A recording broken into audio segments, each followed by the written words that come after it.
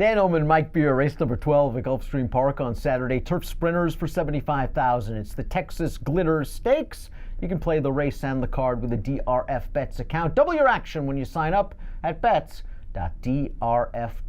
Let's meet the field of 3-year-old turf sprinters.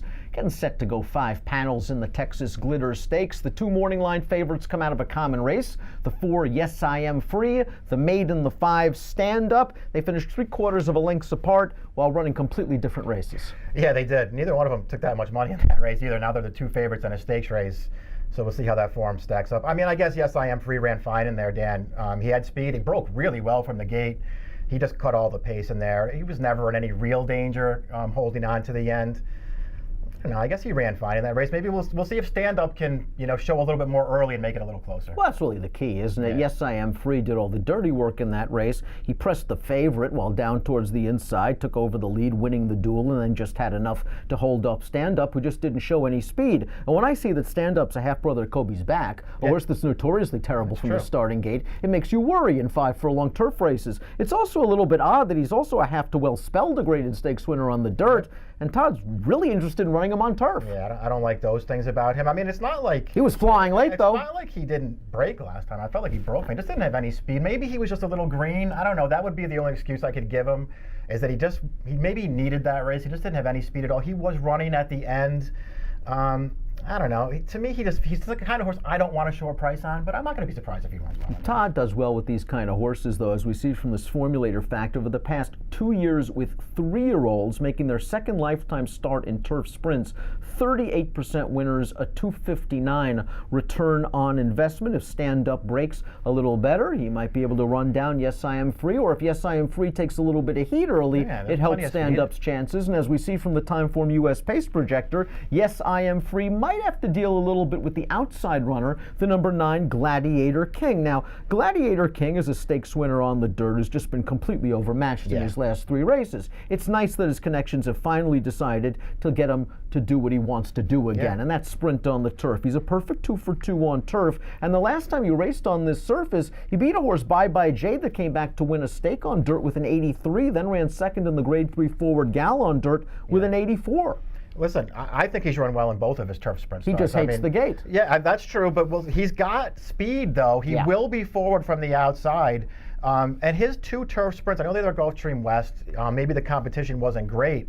He ran well in both of those races. I think he's actually an okay horse, and because he goes for these connections, he's not going to take that much money in here. I'm using this horse. Dan was a Grade 2 stakes winning dirt sprinter. This one's by Curlin, so this horse certainly has the pedigree to be a factor, and he's got way more experience than the likely speed and perhaps favorite, the 4, Yes I Am Free. The 6, Running for Riz, is expected to be close to the pace. Got a little bit of turf pedigree. Jury's still out on the sire. Handsome Mike, 1 for 17 with first-time turf runners, but the Dam one on turf, and she's already foaled a stakes place turf sprinter named He's the One. This colt also has a little bit of speed. This formulator fact, I wouldn't let it dissuade you. Heck, the horse is 30 to 1 on the morning line, but dirt to turf over the past 5 years, 0 for 23. Right, and we'll just see if he can improve again, because after he broke his maiden going 4.5 with pretty good speed in that race, he missed a lot of time. He came back last month in the Limehouse. I think that was just a little too tough for him. If he handles turf, he's going to be a big price in this race. He will be forward. I mean, I didn't love him in here, Dan, but there's a way to look at him and go, I could use him at a price. I wonder if Wesley Ward thought he was stealing with the 8 Never Have I Ever in the career debut back on January the 4th, entering the first-time starter for a $25,000 tag. He went wire to wire that day, and he was taken by the very dangerous Jorge Navarro, and this horse is bred to sprint on the turf both sides. Yeah, he really is. It's interesting, because if Wesley Ward was trying to steal, put him in for 25, he didn't tell anybody about it. His first one up at 7 to 1. He got right to the lead in there. I like the way he finished that race off. I don't think he was beating much, Dan.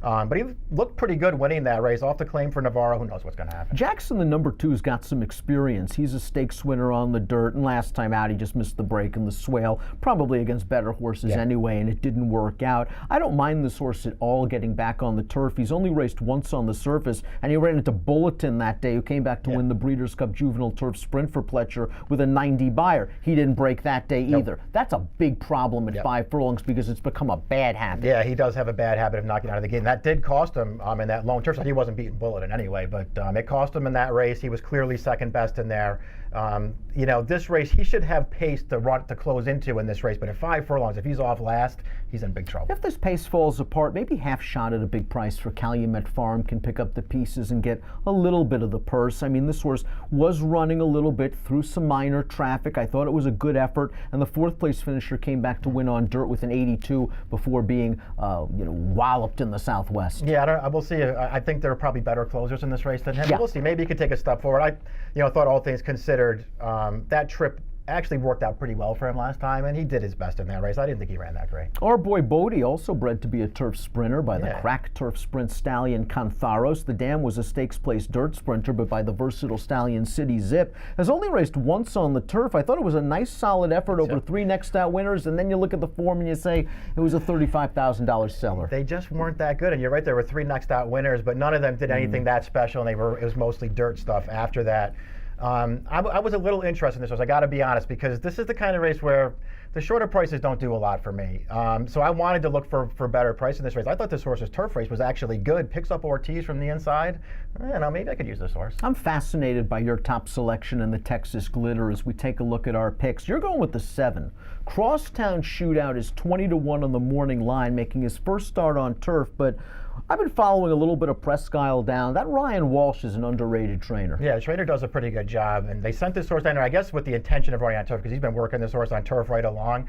We'll see what happens. His first 2 races, I think they're actually both pretty good. He actually ran well in those races. He managed to not get outrun. He's not a speed, but he managed to not get outrun in those races. Then he finished really well to win both those races. He had no chance. He didn't run that well last time when he was last seen in October, but he had no chance in there. That horse that won that race, Big Drink of Water, is a nice horse. That was his 4th straight win. He came out of there. They ran him in the Breeders' Cup Juvenile Turf Sprint. He ran a good fit. That's a nice horse.